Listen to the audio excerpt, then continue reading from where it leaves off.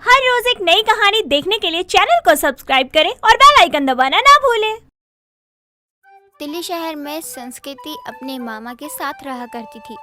संस्कृति के माता पिता उसके बचपन में ही गुजर गए थे। संस्कृति अपने मामा की बहुत ज़्यादा लाडली थी, इसीलिए उसके मामा उसे किसी भी चीज़ के लिए नहीं रोकते थे। ऐसे ही एक दिन संस्कृति के मामा उससे कहते हैं, संस्कृति बेटा, मैं चाहता हूँ तुम हमारे गांव जाकर एक बार घूम आओ, ताकि तुम्हें भी तो पता हो हमारे पास कितने जायदाद है। मामा जी, मुझे गांव में कोई दिलचस्पी नहीं है, वो सब आप ही संभालो। बस मुझे पार्टी करने के पैसे दे दो ताकि मैं अपने दोस्तों के साथ घूम सकूं। ठीक है, मैं तुम्हें पैसे दे दूंगा, लेकिन तुम्हें भी मेरी बात माननी पड़ेगी। अगर तुम्हारा जवाब हाँ है तो मैं तुम्हें अभी पैसे देने को तैयार हूँ। आगे तुम्हारी मर्जी है, जो करना है करो। मामा जी, आप ही सोचो मैं कैसे रहूंगी गांव में। मैं एक शहर की लड़की हूँ, ऊपर से मिस्टर बंसल की एक लौती भांजी। मुझे ऐशो आराम में रहने की आदत है। मैं नहीं रह सकती गांव की धूल मिट्टी में। नहीं रह सकती? फिर भी तुम्हें रहना पड़ेगा। आगे तुम खुद समझदार हो। जब आप ऐसा बोल रहे हो, हर बात को अपने नजरिए से देख रहे हो, जब मेरी बात की कोई अहमियत ही नहीं है तो ठीक है, अब मैं नहीं जाऊंगी गांव। संस्कृति अपने मामा से लड़ झगड़ के पार्टी करने चली जाती है, जहाँ वो अल्कोहल, स्मोकिंग सब करने लगती है। तभी वहाँ एक लड़के से उसकी टक्कर होती है और वो गुस्से में उससे बोलती है, क्या बात है, अब तुम जैसे भिखारी भी ऐसे महंगे क्लब में आने लग गए। शायद कहीं पर चोरी की है, तभी तो यहाँ आने की इतनी बड़ी जरूरत कर दी। अरे ओ मैडम जी, जरा अपनी जुबान को संभाल के बात कीजिए, वरना कोनो परिंदा आएगा, आपकी जुबान काट के ले जाएगा और उकाब कुछ हो नहीं बिगाड़ पाओगी, समझे का नहीं? क्या अब ये कौन सी भाषा बोल रहे हो, क्यों गवार? वैसे भी मैं तुमसे बात ही क्यों कर रही हूँ? तुम जैसे लोगों से बात करने में मुझे कोई दिलचस्पी नहीं है। अरे ओ पप्पा की परी, उड़ जा चुपचाप से, वरना पड़ेगी बांस की छरी। हमने साथ ज्यादा नौटंकी की ना तो बकलोली निकाल देंगे तुम्हारा, समझे? कनपट्टे के नीचे अगर एक धर देंगे ना तो तुम्हारे 7 पुश्ते हमको याद रखेंगी। और हाँ, हम यहाँ पे अपने दोस्त को लेने आए हैं, तुम्हारे जैसे यहाँ पार्टी करने के लिए नहीं, बिगड़ैल कहीं की। और हमको ना तुम जैसी बिगड़ैल लड़की से बात करने का कोनो शौक नहीं लगा है, समझी? जैसे ही राहुल वहाँ से चला जाता है, तभी वहाँ उसकी सहेली आती है और संस्कृति को वहाँ से ले जाती है।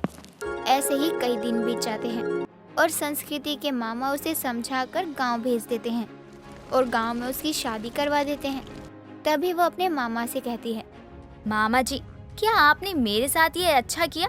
मुझे गांव दिखाने के बहाने आपने मेरी शादी एक गवार से कर दी, जिसके पास सिर्फ पैसा है। मुझे यकीन नहीं हो रहा, आप मेरे साथ ऐसा कैसे कर सकते हैं? बोलना आसान है बेटा, जिस पर बीतती है ना वही जानता है कि क्यों मैंने तेरी शादी यहाँ इस गांव में करवाई है।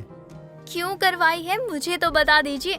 वैसे भी इस गांव में कैसे रहूं, जहाँ किसी चीज की कोई सुविधा नहीं है, ना ही यहाँ कोई क्लब है। मैं पार्टी कैसे करूंगी, कभी सोचा है आपने? तेरी जिंदगी बच गई जो राहुल तेरी जिंदगी में आया। अब तू लेकिन किंतु परंतु बोलना बंद कर। वैसे भी मैं कर्ज में डूबा हुआ हूँ और मेरा आधा कर्ज इन्होंने ही दिया है। हाँ, तो जब आपके पास पैसे आ जाते तब आप लौटा देते ना। मेरी शादी करवाने की क्या जरूरत थी इस गवार से? और मेरी तो इससे बहस भी हो चुकी है। वहीं उस क्लब में देखा था तुझे और उसे तू वहीं पर पसंद आ गई थी। और जब पता चला तू मेरी भांजी है तो बस इनकी डिमांड थी कि तेरी शादी उनके बेटे से हो जाए। बदले में पैसे और उसके ब्याज देना नहीं पड़ेगा। तो मतलब हम गरीब हो चुके हैं, इसलिए आपने मेरी शादी गांव में करवा दी? मुझे यकीन नहीं हो रहा है मामा जी, आपने चंद पैसों की खातिर मेरी शादी यहाँ गांव में करवा दी। शादी की अगली सुबह राहुल और संस्कृति सो रहे होते हैं।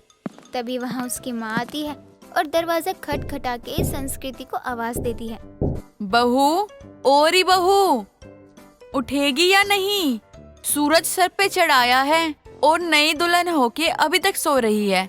अरे राहुल बेटा, उठ जा और अपनी बीवी को भी उठा दे। ए हमारी संस्कृति, उठ जाओ, अम्मा बुला रही है। सुबह का 6 बज गया है, उठो, जाके नहा धो, रसोई में जाके खाना वाना बनाओ यार। इतनी सुबह उठने की आदत नहीं है मुझे, हो सके तो 10 बजे तक उठा देना। अरे उठ जाओ, अरे बहुत एक काम है। अम्मा दोबारा आई ना तो खैर नहीं तुम्हारी। अरे उठो, अरे जाओ नहा धोकर तैयार हो जाओ, वरना तुम्हारे चक्कर में ना अम्मा हमको भी गरियाएंगी।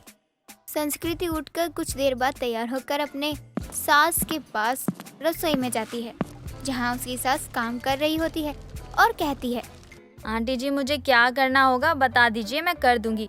वैसे मुझे आता तो कुछ भी नहीं है, लेकिन आप सिखा देंगी तो सीख लूंगी। का बोल रही हो बहुरिया? कौन आंटी यहाँ? हमको तो कोनो लोकत ही नहीं है। अब का करे, हमरी आँख कमजोर हो गई है। अरे कौन है यहाँ हमारी बहू की आंटी जी? यहाँ कोई नहीं है आपकी और मेरे अलावा, तो मैं आपको ही आंटी बोलूंगी ना। अरे बहुरिया, तू पगला वगला गई है क्या जो हमको आंटी बोल रही है? यह हम तोरी सौतेली सास है जो ऐसे बुला रही है।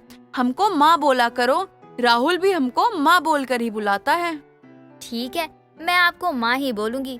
वैसे भी मेरी माँ बचपन में ही भगवान जी के पास चली गई, तो मुझे नहीं पता कि क्या कहना है।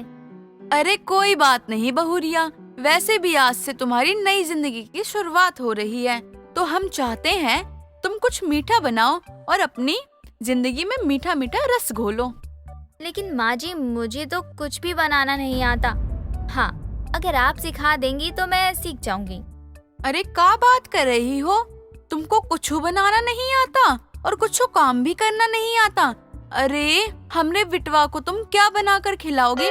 पहले तो हम सोच रहे थे कि तुम दोनों को छोड़कर हम तीर्थ यात्रा पे चले जाए, लेकिन अब तुमको सारा घर का काम सिखाकर ही जाना पड़ेगा। सावित्री अपनी बहू को घर का सारा काम सिखाती है और संस्कृति भी बहुत जल्दी ही घर का सारा काम सीख जाती है। सास की तरह सुबह जल्दी उठकर पूजा पाठ करने वाली संस्कृति बहू बन जाती है। ऐसे ही एक दिन संस्कृति अपनी सास से कहती है, माँ जी मुझे एक बात कहनी है आपसे, अगर आपको बुरा ना लगे तो। वो मैं चाहती हूँ कि मैं कुछ अपने दोस्तों को यहाँ बुलाऊं और उन्हें पार्टी दूं। तो बताइए क्या कहना है आपका? मेरा कहना ये है कि क्यों फिजूल खर्च करना, वो भी अपने निकम्मो दोस्तों पर। रहने दे, ज्यादा पैसों की गर्मी अच्छी बात नहीं है।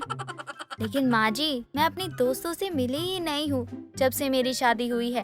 वैसे भी आप नहीं चाहती तो मैं उन्हें नहीं बुलाऊंगी। देख बहू, अगर तुझे पैसे ही खर्च करने हैं तो किसी अच्छी जगह पे खर्च कर जिसमें तुझे सुकून मिले।